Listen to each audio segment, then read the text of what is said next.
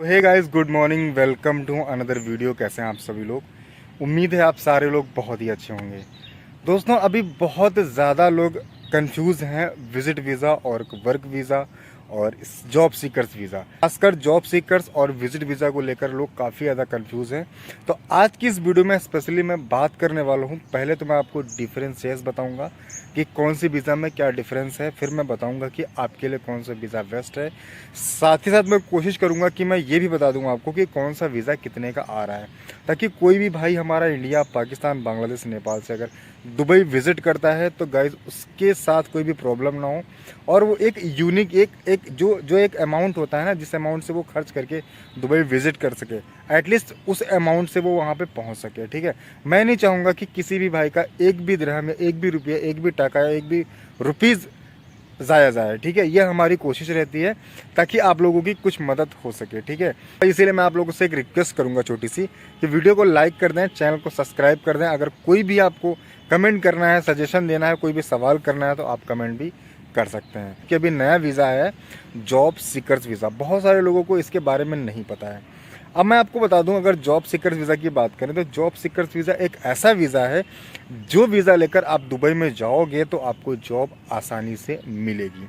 Job आसानी से मिलने का इन द सेंस ये हो गया कि उन लोगों ने क्या किया है कि एक फ़िल्टर आउट कर दिया है कि ये बंदे जो हैं ये जॉब सीकर्स वीज़ा से आ रहे हैं, क्योंकि उसकी जो कैटेगरी है ना वो अलग लेवल की है। मतलब उस कैटेगरी पे वही लोग आ सकते हैं जो जॉब सीकर्स वीज़ा के लिए एलिजिबल होंगे। ठीक है, अब उसमें से बहुत सारी कंडीशंस है। अगर आप गूगल पे जाके पढ़ोगे, मैंने पढ़ा तो उसमें मुझे बहुत सारी चीज़ें मिली कि अगर आप जॉब सीकर्स वीज़ा लेना चाहते हो आपके साथ क्या, आपके पास क्या क्या होना चाहिए। और अभी भी बहुत सारी ऐसी चीज़ें हैं जो कि अभी क्लियरफाई नहीं की गई हैं। ठीक है, तो जॉब सीकर्स वीज़ा आप इतना समझ लीजिए कि जॉब सीकर्स वीज़ा पे आपको जॉब मिलेगी और अच्छी जॉब मिलेगी, अच्छे पैकेज पे आप वहाँ पे काम करेंगे। अब उसमें कैटेगरी इन्होंने बताया है कि 500 यूनिवर्सिटी, जो कि वर्ल्ड की टॉप ऐसी यूनिवर्सिटी हैं, वहाँ से फ्रेश पास आउट होने चाहिए, ग्रेजुएट होने चाहिए, मास्टर्स डिग्री होनी चाहिए। वो सारी चीज़ें इन्होंने बताई हैं, लेकिन अभी भी ये लिस्ट जारी नहीं की गई है कि वो कौन कौन सी यूनिवर्सिटी हैं। ऐसे अगर कोई लिस्ट आती है तो हम आपके साथ शेयर कर देंगे। लेकिन एक चीज़ आप समझना कि 500 ऐसी यूनिवर्सिटी बहुत हो गई, समझ रहे हैं। लेकिन ज़्यादातर अगर यूएई में काम करने जाता कौन है? वही लोग जाते हैं जो एशियन होते हैं। एशियन मतलब इंडियन, पाकिस्तान, बांग्लादेश, नेपाल से। अब कोई अमेरिका से तो नहीं आएगा ना।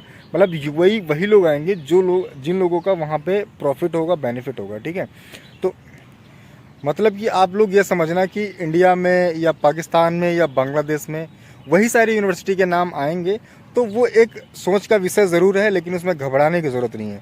अगर आपने किसी भी यूनिवर्सिटी से पास आउट किया है, ग्रेजुएट किया है, तो जाहिर सी बात है आपकी यूनिवर्सिटी उस लिस्ट में आएगी ही आएगी, क्योंकि 500 यूनिवर्सिटी का नंबर बहुत होता है, समझ रहे हैं।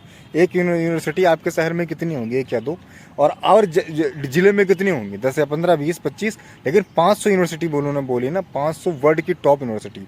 या फिर यूरोप के होंगे तो जाहिर सी बात है यूरोप के बंदे यूरोप में जॉब करना ज़्यादा पसंद करते हैं। बहुत कम ही ऐसे परसेंटेज होते हैं। तो मैं आपको इसलिए बता रहा हूँ कि एशियन का नंबर ज़्यादा आएगा वहाँ पे, और जब एशियन का नंबर ज़्यादा आएगा तो जाहिर सी बात है अगर आप किसी यूनिवर्सिटी से हैं, आप काबिल हैं, तो आपको सैलरी भी अच्छी मिलेगी। ठीक है, अब बात कर लेते हैं कि ये जो जॉब सीकर्स वीज़ा है इसकी कीमत क्या रहने वाली है। तो सबसे पहले मैं आपको बता दूं, ये 3 कैटेगरी में वीज़ा दिया गया है। पहला जो वीज़ा है आपका ये है 60 डेज़ का, दूसरा वीज़ा है आपका 90 डेज़ का, तीसरा वीज़ा है आपका 120 डेज़ का, यानी कि 120 दिन का, यानी 2 महीने, 3 महीने और 4 महीने ऐसा दिया गया। और इनकी अगर कीमत की बात करें तो लगभग ज़्यादा फ़र्क नहीं है। जो आपका 60 डेज़ का वीज़ा है ये तकरीबन होगा आपका 1450 रुपये के अराउंड, यानी दिरहम के अराउंड। रुपये अगर बोलूँ समझ जाना, क्योंकि मैं इंडिया से हूँ तो मुझे रुपये ज़्यादा निकलता है ज़ुबान से।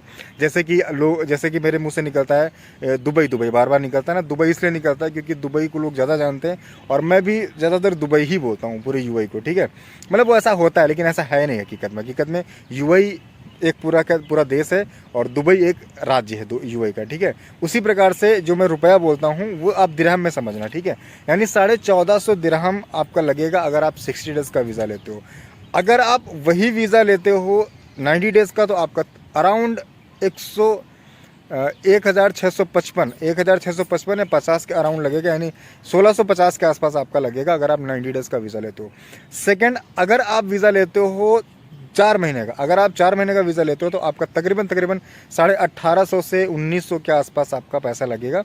वो आप कैलकुलेट कर लेना कि आपके देश में कितना बन रहा है, ठीक है। इंडिया में रह रहे हो आप, पाकिस्तान में रह रहे हो, बांग्लादेश, नेपाल, कहीं भी रह रहे हो, ठीक है।